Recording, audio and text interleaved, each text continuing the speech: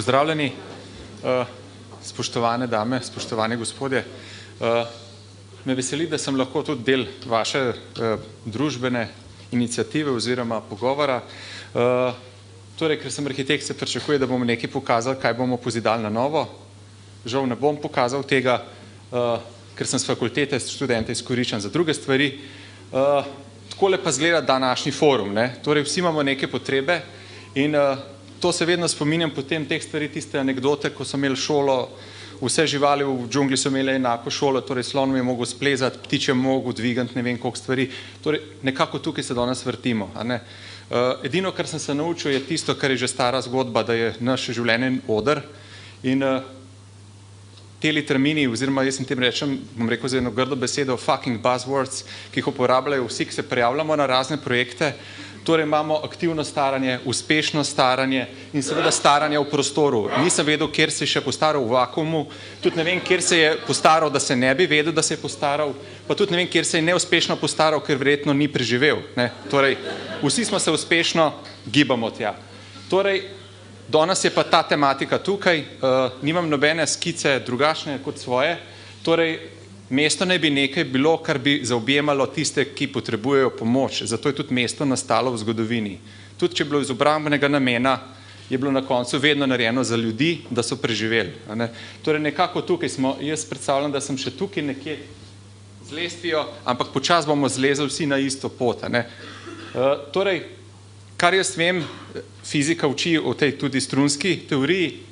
V življenju imamo 6 strun, prva je vid, na to imamo tip, dotik, sledi še seveda okus, von, sluh in seveda gibanje. Torej, moja tujka je tukaj tista, ki sem jo povzel iz literature, MSE, multisensory environment, torej po domač povedano, da se imamo fajn, da čutimo z vsemi svojimi čutili, kar je bistveno, da bomo preživeli in se aktivno postarali. Ne glede, kakšna bo arhitektura. Iz tuje literature, ker svoje še nisem napisal, sem povzel tole tabelo in edino, kar vem, je to, da pač imamo ogromno stvari, kaj je kvalitetno okolje. In zelo malo raziskav, kar so tudi že drugi danes izpostavili, mi imamo vse pavšalne ocene. Torej, približno tam nekje tako smo, postarali se bomo. To se mi zdi tako, kakor napovedi našega sveta za ekonomijo, ki nas napoveduje za tako rast, na to se pa nekaj zgodi, pa se spremeni. Torej, mislim, da je naš DNA narejen prečudovito in mi bomo preživeli. Mi smo absolutno že preživeli, vse smo se že rodili. Torej, samo še preživeti moramo. Dejansko je pa tale zgodba v tukaj, kjer smo. Gradimo nove domove za starejše, kar tudi jaz iz projektive, ker imam tudi biro, spoznavam, da se očitno se bo nekaj dogodilo. Kot se je zgodila finančna kriza, smo jo tudi začutili, ko se je vsak avtomehanikar šel nepremičninarja, pred 12-16 leti imamo zdaj mi v biroju 4 odprte prošnje za gradnjo novega doma, pa 2 aktivno rešujemo, pa 4 domove za starejše prenavljamo. Pa tiste, ki jih prenavljamo, vemo, da nimajo sredstev strani države, tiste, ki jih projektiramo, so zasebni kapital, pa jih družba nočemo doma zavira. Osebna zgodba, to povem. Tisti, ki so pa pobude, so pa zasebni kapital brez koncesije. Torej, kadar se to zazna, se zazna tisto, kar je kolegica omenila, silver economy, siva ekonomija se tukaj čuti. In zdaj ena varianta je, da bo balon počel, ali pa bomo šli naprej. Ampak žal bomo spet nekaj zgradili na nekih starih zadevah, starih spoznanjih. Torej, kaj pa je kvaliteta življenja? To je edina stvar, ki jo jaz ločem, sta te dva elementa. Torej, dejavnosti povezane z zdravstvom, pa dejavnosti povezane izven zdravstva. Vse ostalo je zgodba, je oder. Torej, če bomo imeli zdravstvo urejeno, bomo še kaj drugega lahko speljali, drugače smo pa samo pogovarjali. Tole smo zdaj. Zdaj imamo tukaj naravo, imamo drevesa, se gibamo in smo prosto hodeči. Torej, oskrba nula, bi rekli, po teh cenikih domov za starejše. Na to pa sledi, ko te sprejmejo nekam, imaš kontrolirano oskrbo, nekako visoke gradice, tudi s tem se z dizajnom prilagajamo, da je. 3. stopnja je seveda, da imaš rože na okenski polici, ki jih lahko zalivaš, pa jih še ne ješ, ko pa začneš rože jesti, dobiš pa tapeto, zato da imaš domače okolje. Jaz tukaj govorim sicer hudomušno, ampak dejansko po tej zgodbi gre. V nek dom starejših sem dal sicer fosil in napisal slogan, nekateri so še starejši od vas. In dejansko drži.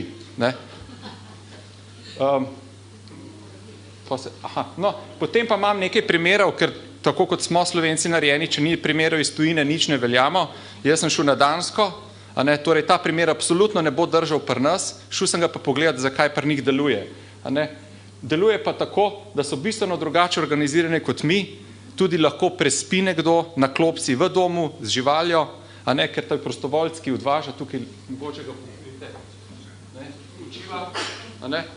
Torej, te inštitucije morajo biti odprte za ljudi, torej ta normalizacija. Ne pa, da se gradijo nove. To so tiste, ki jejo že rože, taki smo, ali pa bomo še. Potem seveda se gre pa za tukaj, kaj tukaj kažem. Kažem tukaj, da je treba prostor udomačiti. In je lahko to mestni prostor odprt, mestni prostor, javni prostor, kot je današnja knjižnica tukaj, in da ga čim bolj udomačimo tudi odprte prostore, trgov, ulic in teh stvari. Ampak da bomo ga tukaj odprli, ne gre za to, da damo nekaj več dreves, pa travo pokosimo, pa mačehe damo, ampak da ustvarimo dobro mrežo prometno, da lahko nekdo nekam pride z nekim taksijem, z nekim avtobusom, z vlakom. Torej tukaj mi šepamo. Ne šepamo v naših odnosih, pa familiarnih odnosih, ampak mislim, da šepamo ravno v teh zadevah, pri transportu, da bi lahko ljudje prišli. Tukaj kažem zgolj samo zato, da ni dolg čas, kaj jaz to govorim. Ampak to je tista zgodba. Tale steklenjak je perfektno druženje in seveda so še boljši. Tukaj sem pa rekel, vidiš, tukaj so pa res Gorenci. To so kar breče iz Bauhausa zemljo in jo prebucneš in noter posadiš. Kaj dober? Ni treba plet. Pa ko zaliješ voda dlje časa zdrži, kar je za nas Gorenske perfektno. Torej imamo še tudi eko-bio zadevo, pa so naravno. Primer iz Vespa, kjer je dejansko cel dom narejen za dementne. Potem pa tale primer ponosnega izkoriščanja študentov na fakulteti, ker sem kolegice iz Erasmusa, pa tudi 2 Slovenki, pripravil do tega, da smo naredili družbeno javno koristno delo brezplačno. Za dom Jesenice smo, ki so ga zgradili nacisti v območju, kjer bi bila kapelca, pa pivnica, smo preuredili en tak skupen prostor. Torej smo predlagali neke rešitve. Zakaj te rešitve? Zato, ker domovi za penzioniste, se veste, kako imajo sredstva odobrena in včasih imajo zelo malo, dobijo pa delavce z javnim programom oziroma tega javno delo.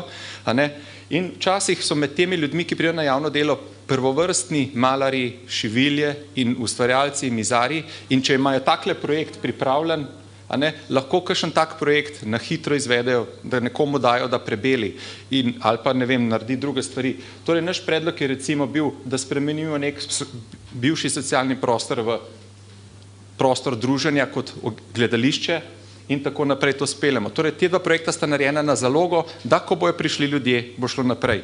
Naslednja zgodba, ki se tukaj odpira, je tisto, kar smo danes izpostavili o dvigalih v starejše objekte pa te stvari. Jaz živim sam v najemniškem stanovanju v Ljubljani, imamo 25 stanovanj v hiši, od tega jih je 5 stanovanj v pritličju, 15 jih je zgoraj.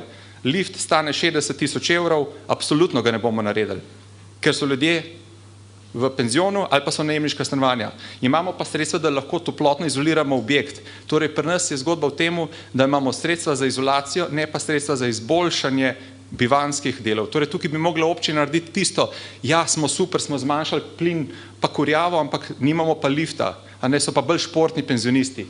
Torej, ampak to je tista zgodba, pogled z mojega okna, če kdo kdaj k meni prišel, ko daš pa novo fasado, je pa tale pa poanta v temle. Ko daš nova okna, zmanjšaš dnevno svetlobo. Glede na to, da jih je klele kar nekaj z očali, pa da jih ne čistimo vsak dan, je torej to pomeni, da še zmanjšamo dnevno svetlobo, še zmanjšamo D-vitamin, kar sem pred časom zvedel, da imamo v Sloveniji najmanj D-vitamina, mlajša populacija, pa starejša generacija. Torej, to je tisto, morda tudi s temi okni, kakorkoli se smešno sliši, ampak tukaj smo bolj obremenjeni. To bom pa enkrat drugič povedal, ker mi je šlo že časa mim. Ampak gre se za tole zgodbo, tole lupinjenje. Meni se zdi najboljš, ko te župan pokliče, je treba narediti delavnico, ker ima čez pol leta volitve. Če jih preživi, potem začne govoriti razne pravice, kako bojo, pa ne bomo, ampak potem pride do tega. Mi imamo domove, ki so konstrukcijsko nekako postavljeni in konstrukcija nuca 50 do 500 let, da bo zdržala, vsaj v Evropi. Potem imamo instalacije, ki so dolge nekako 10 do 25 let in te so ključne. Tale klima naprava je bila v odprtju postavljena, ne vem, kdo je tole klimo napravo, kdaj je karkoli zamenjal filtre. To vem iz drugih izkušenj, iz drugih projektov. Na to imamo prostore, ki so zaključni sloji, knauf, prebelt, to se podrajsa, je treba popravljati, treba to na 5 do 30 let. Potem imamo streho oziroma ovoj na 20 do 60 let, razen če nam ne bojo rekli, da ni globalnega segrevanja, bomo mogoče to dlje časa vzdržali.